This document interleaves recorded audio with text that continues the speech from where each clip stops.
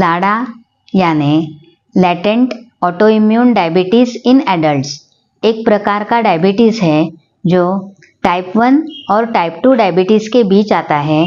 इसे type 1.5 diabetes भी कहा जाता है। ये वयस्कों में होता है और धीरे धीरे डेवलप होता है। लाडा में बॉडी के इम्यून सिस्टम पैंक्रियाज में इंसुलिन प्रोड्यूसिंग बेटा सेल्स पर अटैक करते हैं, जिससे इंसुलिन का प्रोडक्शन कम होता जाता है।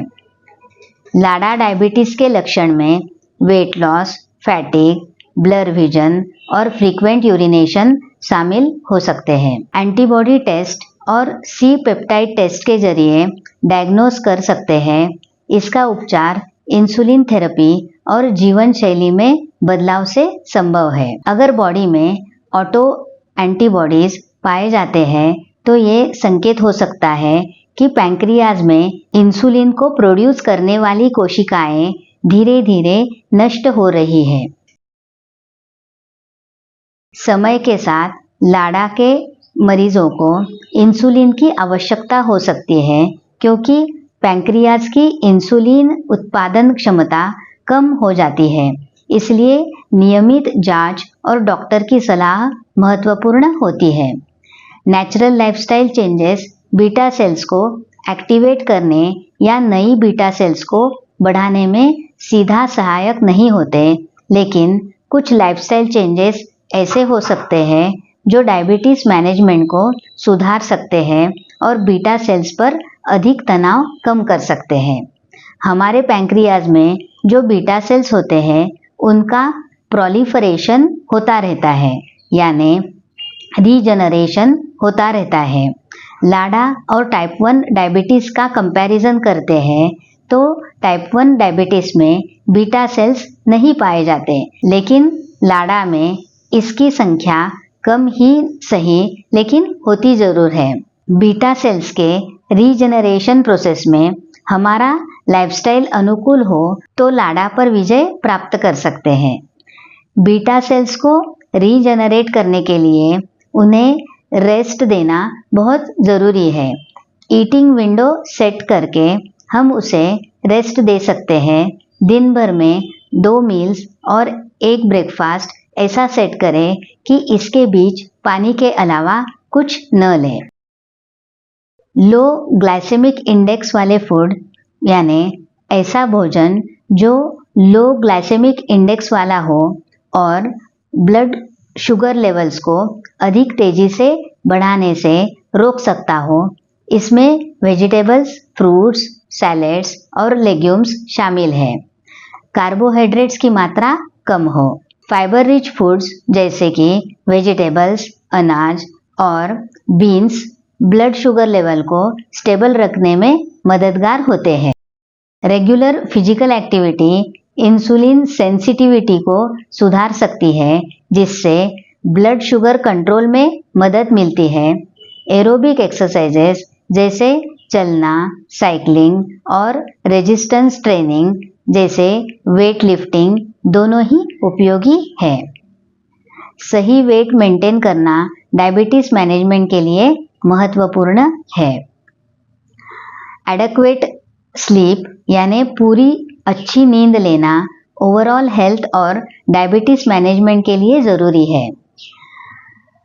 ब्लड शुगर लेवल्स को नियमित रूप से मॉनिटर करना और डॉक्टर से रेगुलर चेकअप करते रहना इम्पोर्टेंट है, ताकि किसी भी बदलाव को जल्दी पकड़ा जा सकता है और उपचार किया जा सकता है। यहाँ एक बात समझने की है कि बहुत से लोगों को 2 भोजन के बीच मंच करने की आदत होती है। जैसे सिर्फ 1 बिस्किट खाने से हमें लगता है कि जस्ट टेस्ट किया, एक्स्ट्रा कुछ नहीं खाया, लेकिन बीटा सेल्स को इंसुलिन प्रोड्यूस करने का सिग्नल मिलता है और जब तक उस बिस्किट का डाइजेशन होता है तब तक इंसुलिन सिक्रीशन चलता रहता है। दिन भर खाते रहने से ऑब्वियसली पैंक्रियाज थक जाता है और इंसुलिन बनाना बंद कर देता है। दिन भर थोड़ा थोड़ा खाना कितना खतरनाक होता है ये जान लिया हो तो अपने खाने का विंडो सेट करना कितना महत्वपूर्ण है ये समझ में आता है।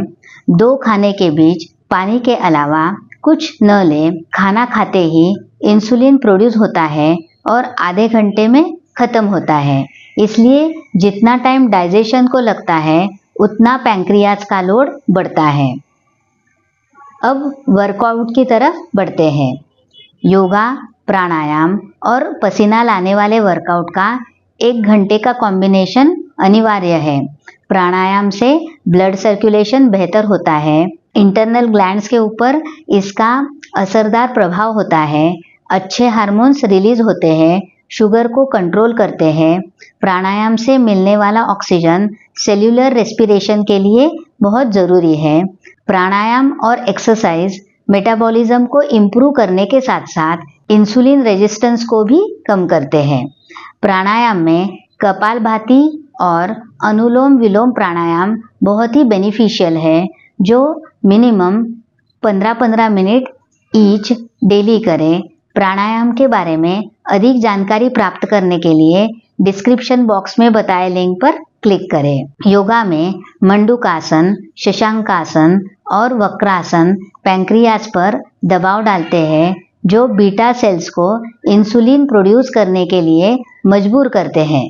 आधा घंटा पसीना लाने वाले वर्कआउट अपनी कैपेसिटी के अनुसार जंपिंग, ब्रिस्क वॉकिंग, रनिंग का कॉम्बिनेशन बनाएं। इस वर्कआउट के बाद मिरर में देखें कैसे वर्कआउट का निकला पसीना चेहरे की रंगत बढ़ाता है, क्योंकि इंटरनल टॉक्सिन्स पसीने से बाहर निकल जाते हैं।